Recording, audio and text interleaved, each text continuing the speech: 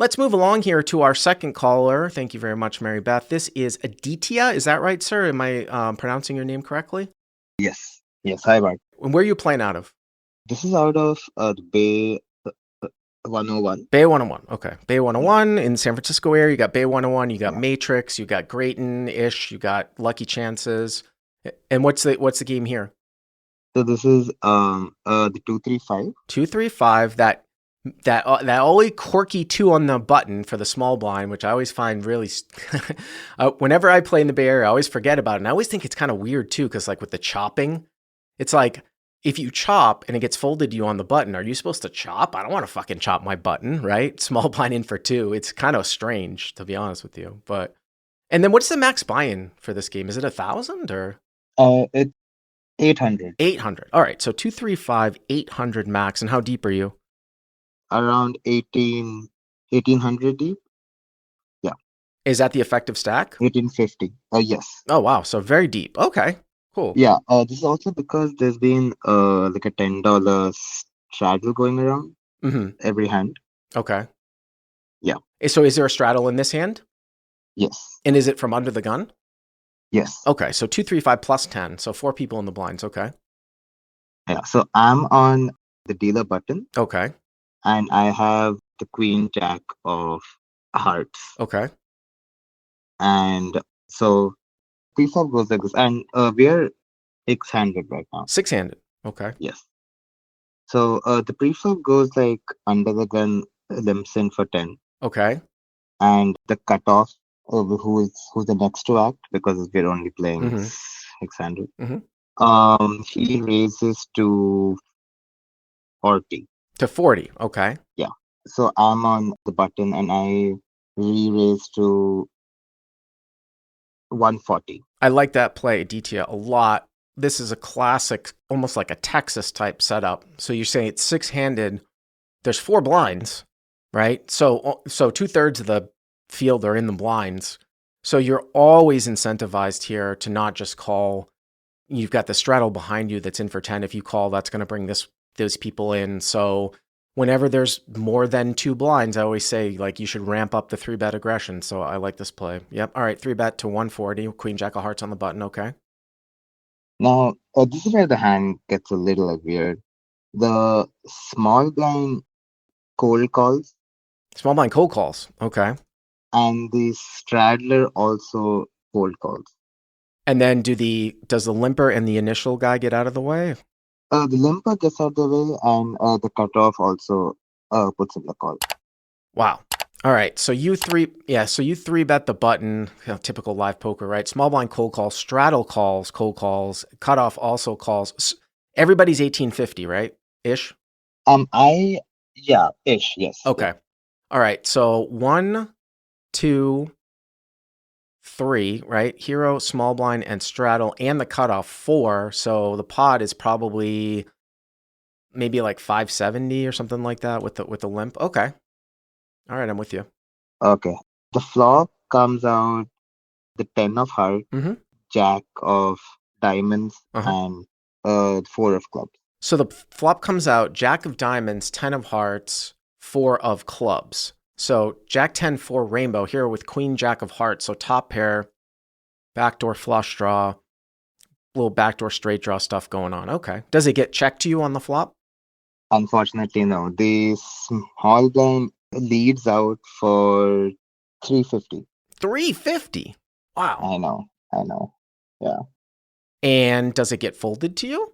Yeah, it does. All right. So small blind, this is a donk lead, right? Small blind donk leads for 350.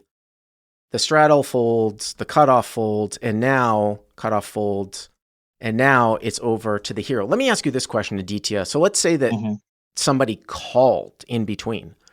Let's say that like maybe the straddle called or the cutoff called. Would you have continued?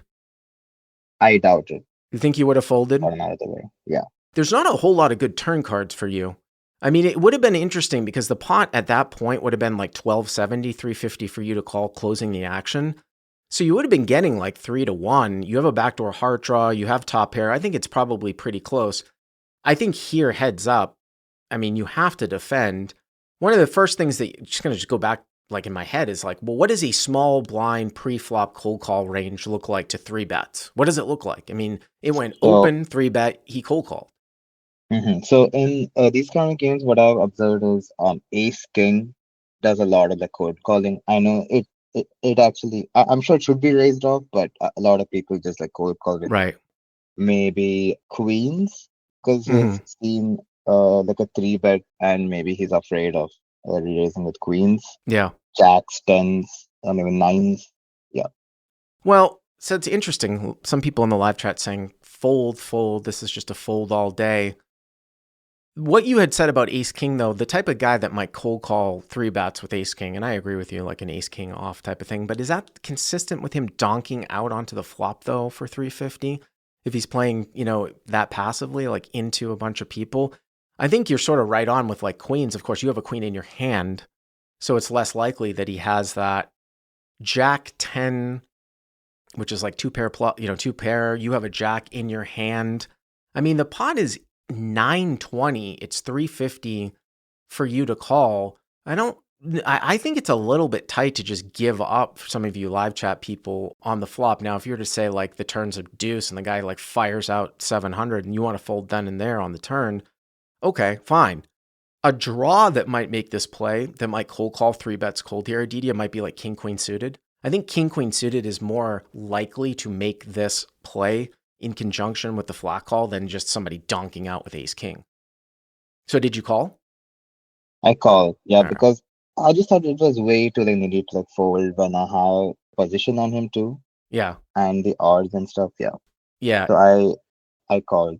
And I think also too, for some people is saying that this is a set. I mean, it's possible, but I do find that that's fairly rare that someone's going to play a set that hard and just donk out for this type of sizing too.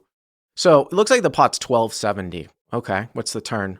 Turn, I actually turned the word. It's the 8 of hearts. So the 8 of hearts is on the turn. So the hero picks up a flush draw and a straight draw now with queen, jack of hearts, right? Jack of diamonds, 10 of hearts, 4 of clubs. Turn here is the 8 of hearts. And by the way, too, just as something as a subtle note, again, the board is rainbow. So if you wanted to say start to fold off like some queen jack suited, right? Then you would choose the one without the backdoor. Here you had one of the 3 backdoors and now you've picked up your equity just as a little sliver of consideration. Okay. So now the villain goes ahead and just checks. Now the villain checks. Okay. So small blind checks. Okay. Now I have about a pot size bet left. Because you've already put in 600. I know, right? So I thought of maybe just like checking behind, but I really want to know your thoughts here. Yeah. Well, here are my thoughts. So this is not like you have king queen of hearts here where you have nothing. Okay. You have queen jack of hearts. Subtle difference is that, and I could possibly see, because remember, you're the preflop 3-better, right? So if he had like specifically queens, the fact that you called could certainly scare him.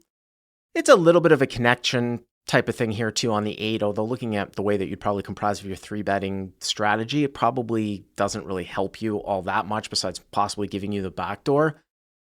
If you were to shove here, it would certainly be a semi-bluff, I would think, or a protection bet trying to just not give off a free card to king queen. And what's interesting here is that you do have a pair, so you're quite far ahead of king queen. So it really comes down to like, or how about another hand that we didn't consider might be ace jack suited, right? You're behind ace jack suited here too. So it really comes down to like, do you think that you can get those hands to fold if you jam? It would be a combination of kind of semi-bluff and sort of this kind of like protectionist type of play. So I tend to think with you having a jack in your hand and being ahead of king queen, I might do a fair amount of checking back here. Whereas if you had like king queen suited, that might be where I might start to go more aggressively. So did you think that you had a fold equity against a hand like ace jack suited, pocket queen, something like that? Yeah. So now that I think back on the hand, I probably should have checked back just to like realize all the equity I have in case I'm like behind. right? And I also have a ton of down value too against ace king, ace queen, things like that. But I ended up choosing, I feel, which is the worst option. I bet 450. Well, I mean, another option too that we just kind of we didn't wash over is, could you bet small? Could you bet smaller that doesn't commit you, and then if he doesn't check jam on you, then you just most likely just check back blanks, but you still have a boatload of equity to improve to 2 pair plus or a flush or a straight. You have a pot size bet left. The thing about going 1/3 here, though, and you actually went a little bit larger than 1/3, is if you go like 450 here and the pot's gonna be 2170. You don't want to bet so much where he feels like he's gonna just go with it and check jam. I think that it's either a size where you think you can size it where his response can still be call only. You don't want to get it so that he feels like he has to just check jam. Now, on the flip side to this too is that it's possible you could make a case where instead of jamming, the most effective like semi-bluff sizing might actually be something that's really kind of weird and kind of breaks theories in between. Like something that it clearly commits you, like 600, but it might look stronger to the guy than you just shoving. That's another one too. 450 might be a little bit large if you're kind of going for that small sizing. Again, I would just hate it for his response to be check jam all in, which is starting to get there at like with him having 800 left and the pot approaching like maybe 22 and him being out of position. So Hero bets 450, and what did the small blind do? He tanks for a long time and then he ends up making the call. So he does call. Yeah. Wow. Okay. So here's like my thinking, right? Even when I made the bet on the turn, I'm not sure what you make of it. So if he just like calls, my thinking is I'm mostly beat here. I'm most probably beat because he would be doing this with ace jack, king jack, maybe slow played aces, but I mean that would be like ridiculous with like a lot of people like behind him.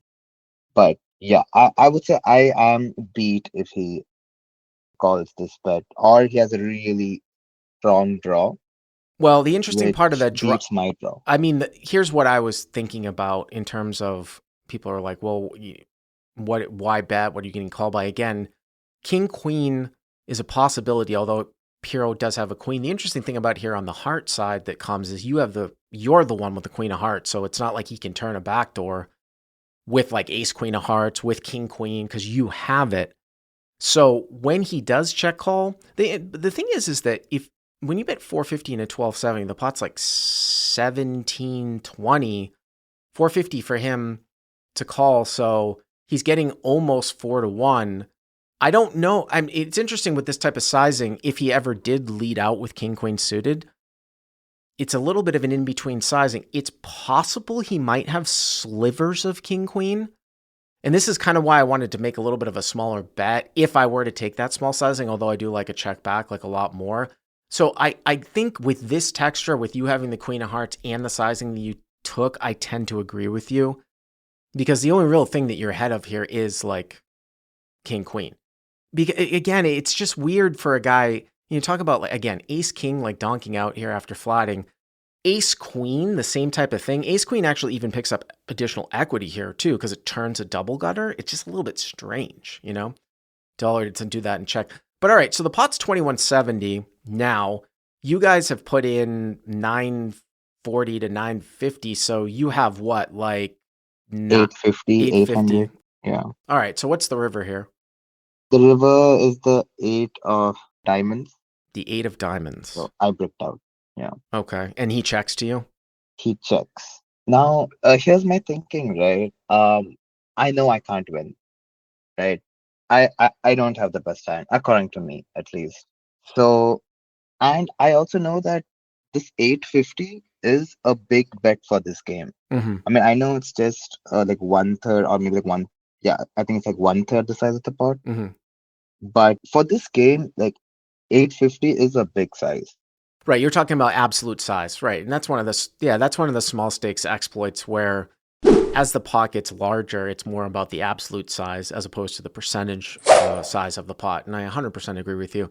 And it works the opposite way too when the pot's smaller. When the pot's tiny and somebody bets 20 into 20, it's like you're not consider that 100% pot size bet because the pot's tiny.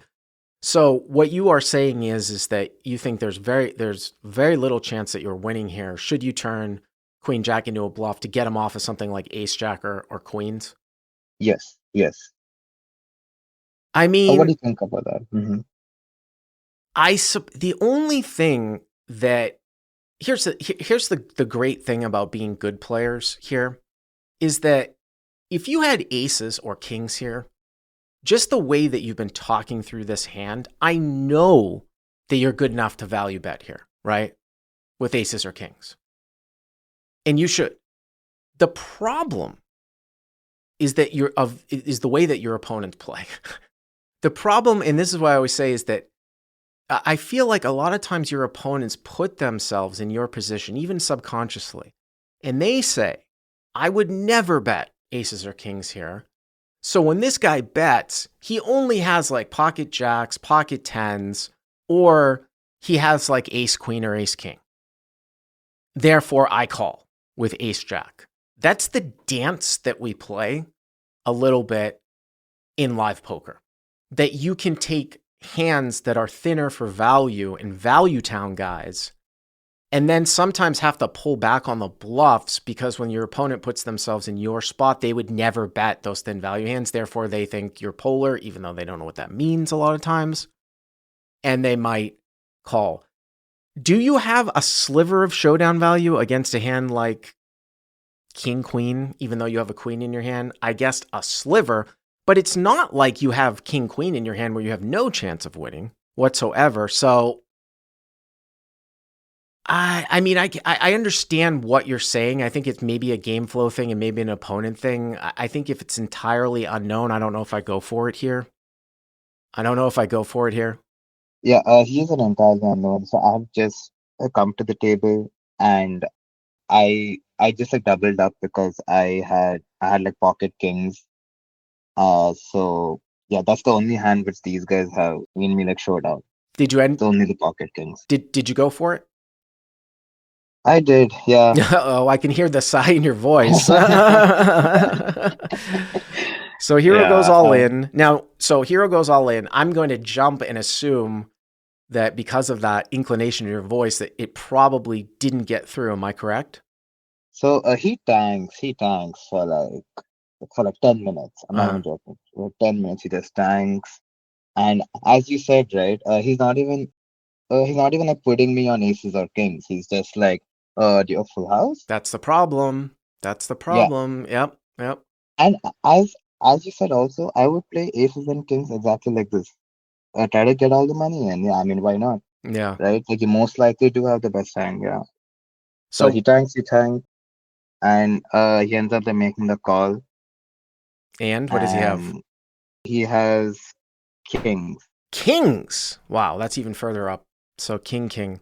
I mean, we didn't even necessarily consider king. I mean, it's kind of in the same line, I suppose, with queen jack. Excuse me, it's in the same line with queens. I mean, I guess my question to you, Aditya, is if you ever thought that the guy had some king here, it probably becomes less of a bluff, right? For you? Actually, I kind of knew that. Okay, he might have. Yeah, I mean, I did consider the fact that he might have a sliver of kings. Like it was unlikely, and I still like went for it. I mean, because I thought he might like fold it out like 850, and plus I a block top set too. Well, you don't have to worry about him having Jack. I don't think Jack ever plays it. And you don't think he's not going to have 10 this way either. I mean, I think we can definitely, deduce that. Really, we're trying to get him off of queens and like ace jack suited. But I mean, it's exactly what I said. It's funny that you said that he said, "What do you have a full house?" Again, this is the whether you want to call it the paradox of live poker, it's a profitable paradox. The profitable paradox of live poker where you could just take this guy to town with aces because he would never bet it that way. But it means that you have to pull back the bluffs in these spots when your opponent wouldn't value bet those hands. And then all of a sudden they think that you're polar. But I appreciate the call. Thank you very much.